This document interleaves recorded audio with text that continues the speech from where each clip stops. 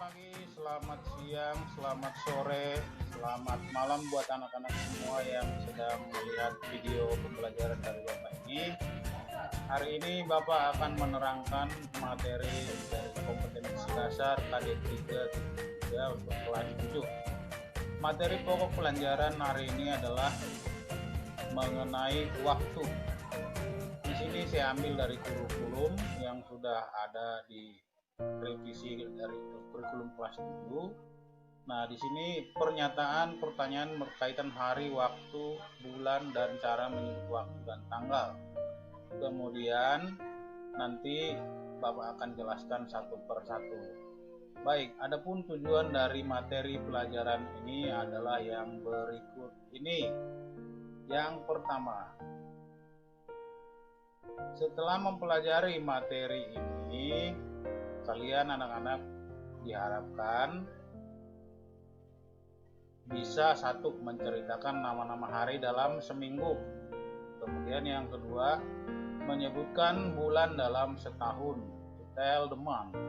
Yang ketiga, menyebutkan tanggal.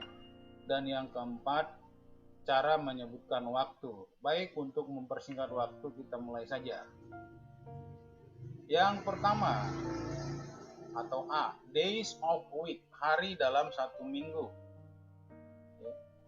Nah, ini semua di pelajaran kelas 7 atau dari SD juga kamu sudah tahu ya. Sunday hari Minggu, Monday Senin, Tuesday Selasa, Wednesday Rabu, Thursday hari Kamis, Friday Jumat, Saturday hari Sabtu.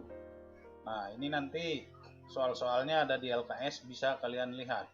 Kita lanjut ke yang B, yaitu apa? Month of the year, atau bulan dalam tahun. Bulan dalam tahun penulisan dengan bahasa Indonesia jelas berbeda, bisa kalian lihat di sini ya. Nah, kita mulai dari bulan January, February, March, Maret, April, May, June, July, August, Agustus, September, October, November, December. Ini adalah bulan dalam satu tahun dalam bahasa Inggris. Ingat, penulisannya agak sedikit berbeda ya. Kita lanjut lagi ke yang berikutnya.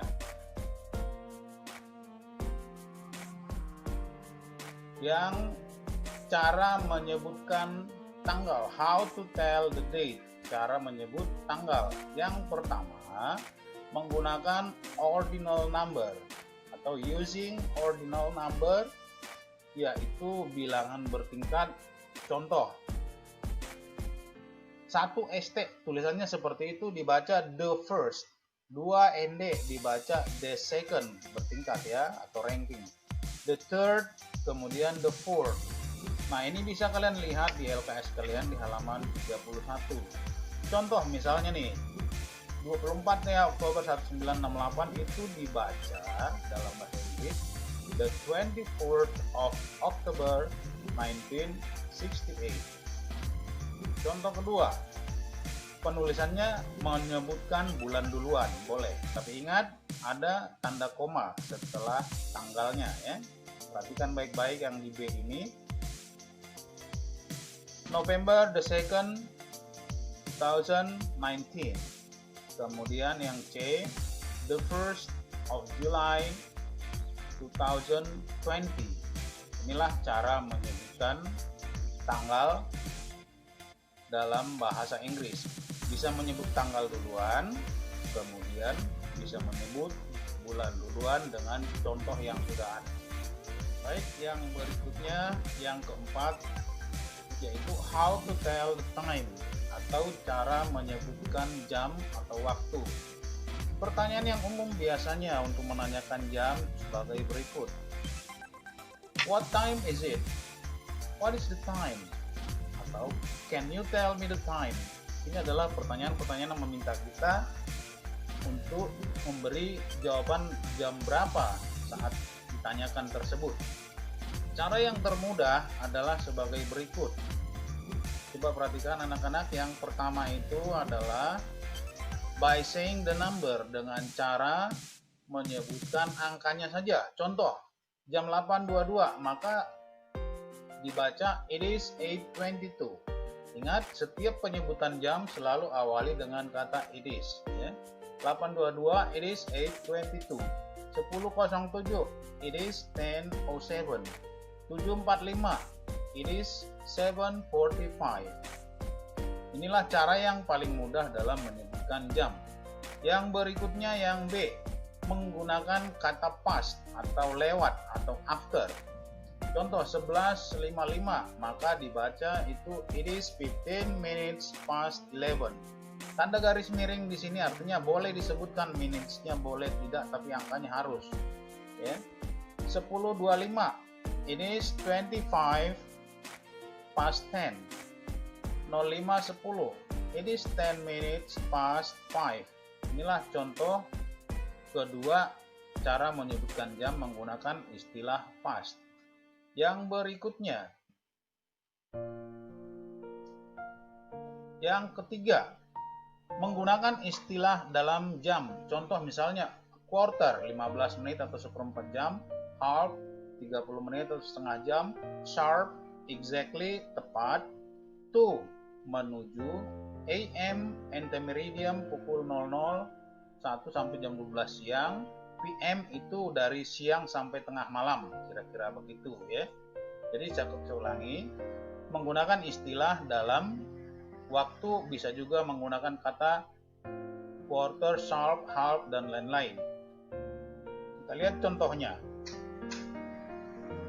Nah, jam 9.15, maka itu dibaca it is a quarter past 9.